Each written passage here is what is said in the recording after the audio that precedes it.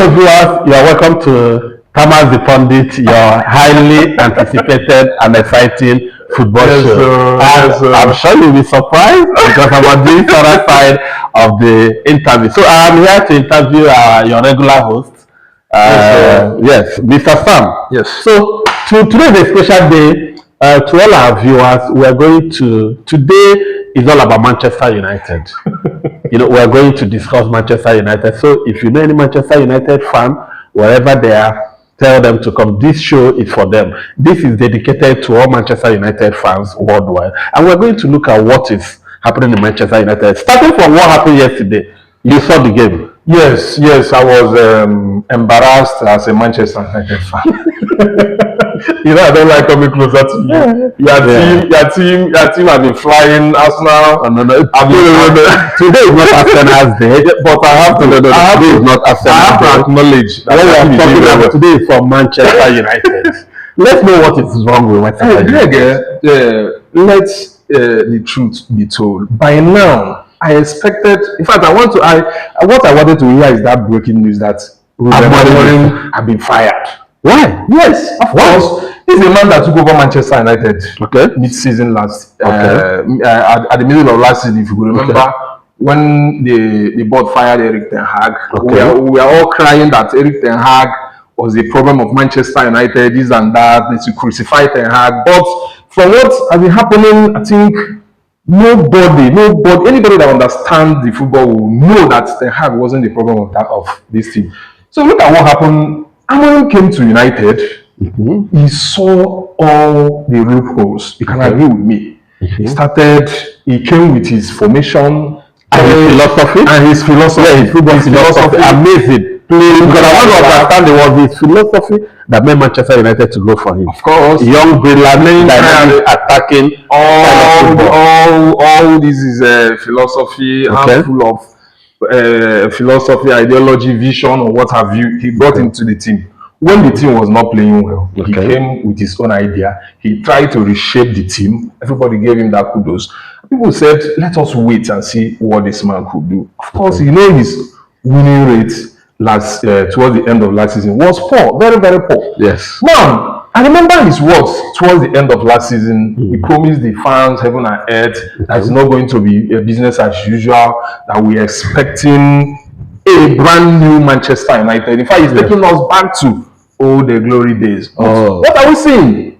You know, let me start from the transfer. You know, we were able to import some quality players. We got Kunha and Mbeumo. Combination of combination of especially goalkeeper. A combination of Mbeumo and Kunha should give you double-digit goal. But surprisingly, how many games played so far? We have just Mbeumo scored. Kunha is injured at the moment. But surprisingly to me, during the transfer, we have in the Manchester United midfield. You agree with me that Manchester United doesn't have a robust number 8. They don't have a box-to-box midfielder. So what Amorim did, Manchester they have so many number 10s. Yes, they have so many number 10s. But when Amorim was trying to reshuffle the team, you know, he forgot to make a special provision for his number 8. He rather prefers his captain Bruno Fernandes, who I will tag as Amorim assistant coach. As Manchester United is firing Amorim, Bruno Fernandes, why? He talks a lot. He knows what he's saying.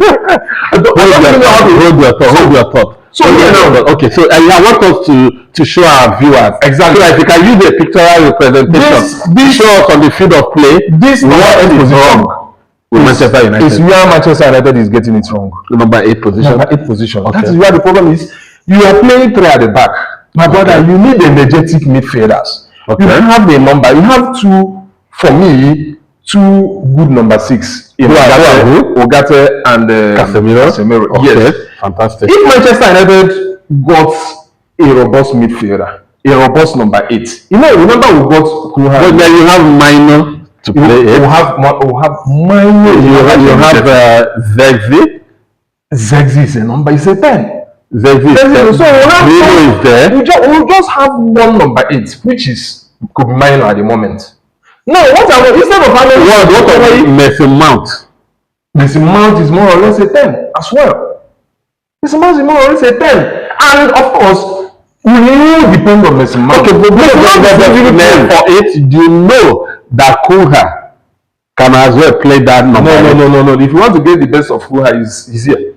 Supporting whoever is the point man. That this is where you get the very best of Kunha. So this is where this man is having all the problems,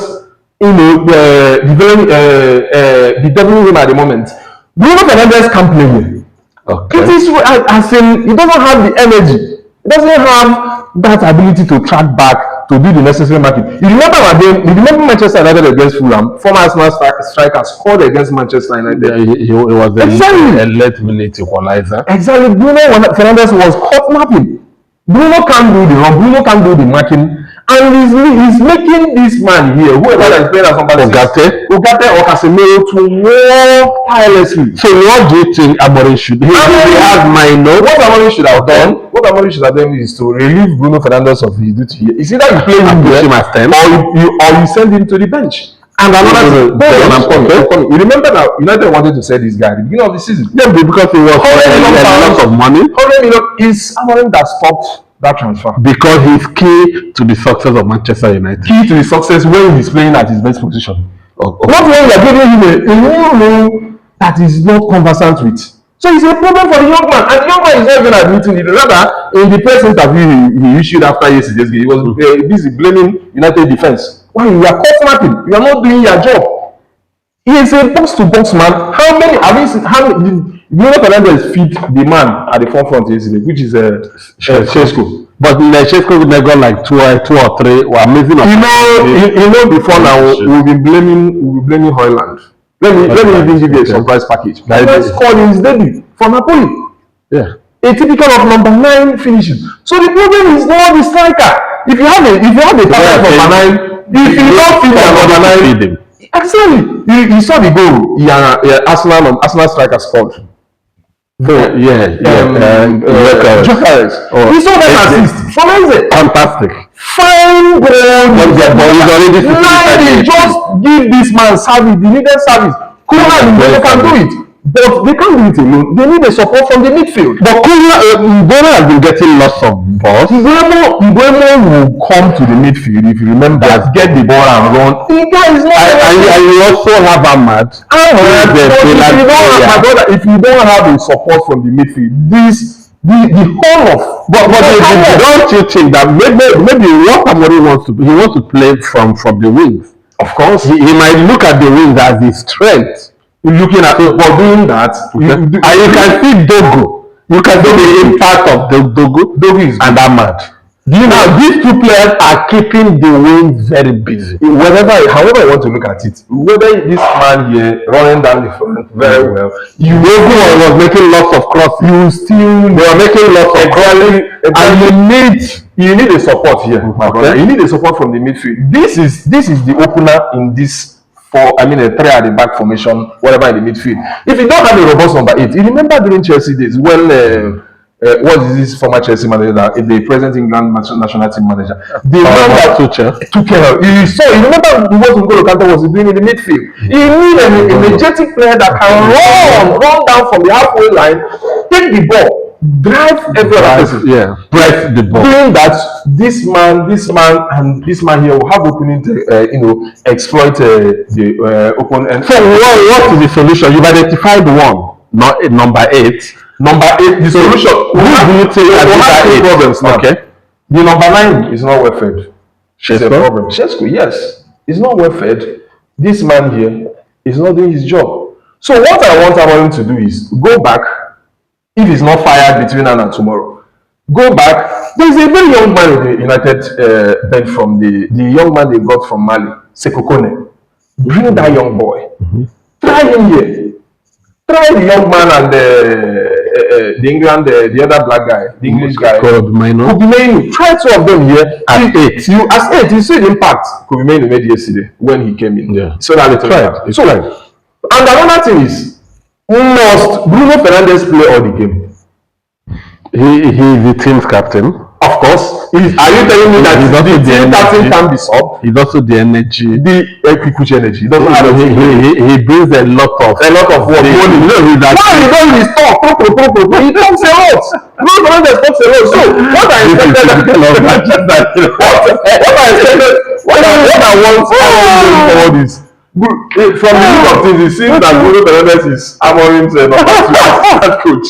Ronaldo was doing it for whatever Bruno Fernandes does is good for Amorim. Okay, so let's look at another perspective. Now, you put the blame on the manager, Bruno Fernandes, of course, and the manager. Okay. Now, you say that Bruno is not a good ball carrier as an 8. Yes. That Bruno needs to come to his best, which is number 10. Yes. Right? Yes. Now, and you've also suggested that what Amorim needs to do is to get a quality number 8. He can try the Kone or Kobe Mainoo. Yes. Now,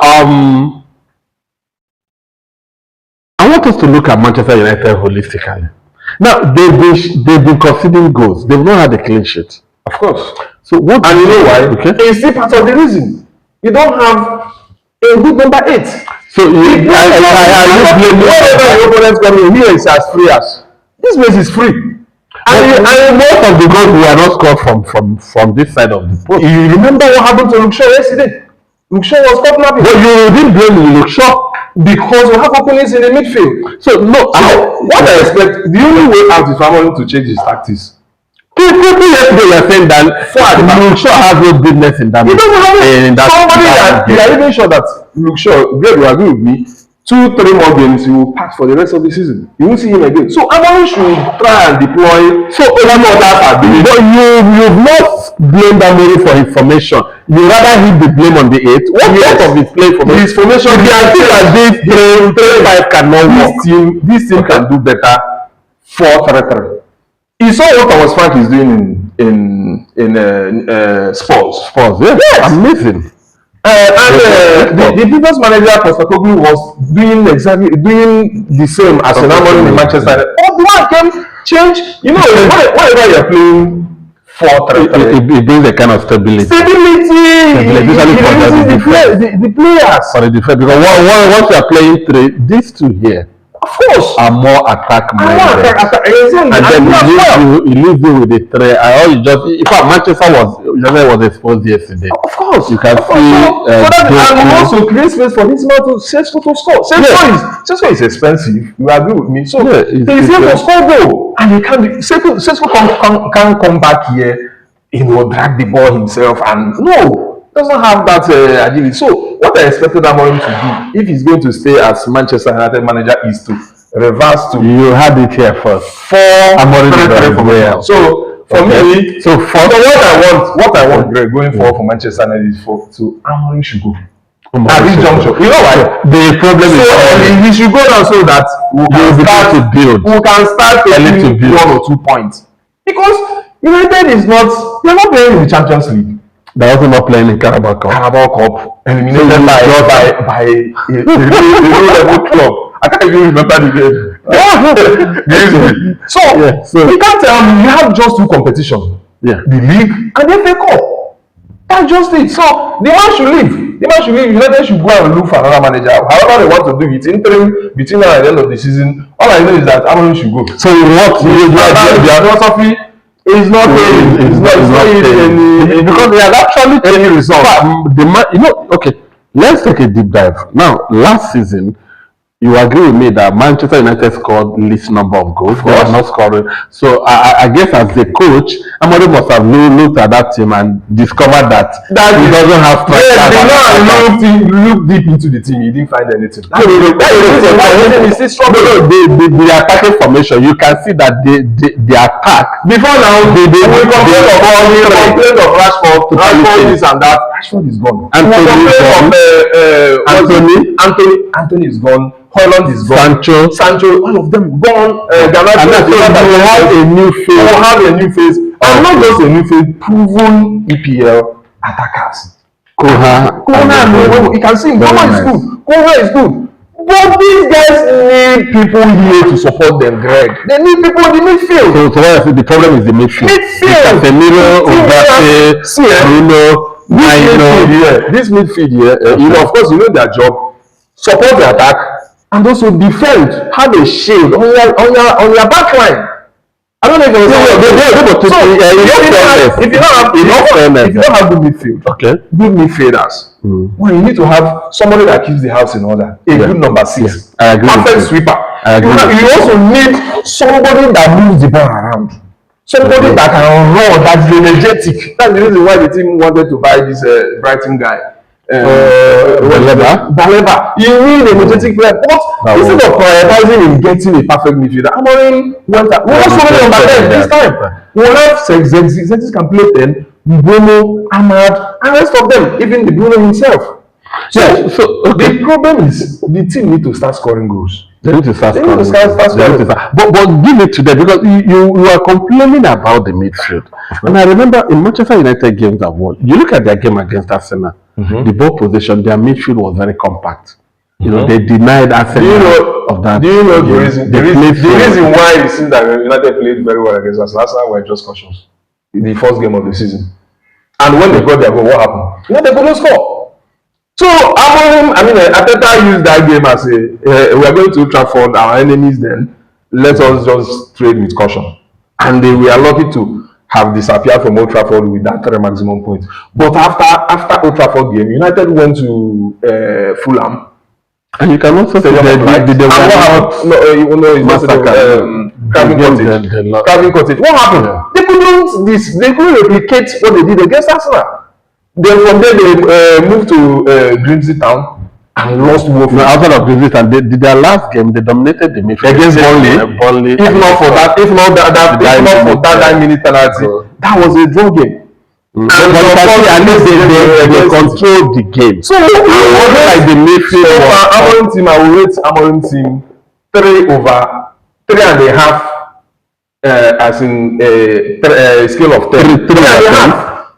3.5/10. So what is your parting words to Manchester United and to all Manchester United fans that are watching us? What do you have to say? The first thing is for Amorim to leave at this juncture. Okay. Amorim should go. Okay. Bring in whoever you want to bring as a caretaker manager to handle it. Would you want Jose Mourinho to come back to Manchester? Whatever. At this juncture, even if he means bringing our former striker back, anybody, but Amorim should leave.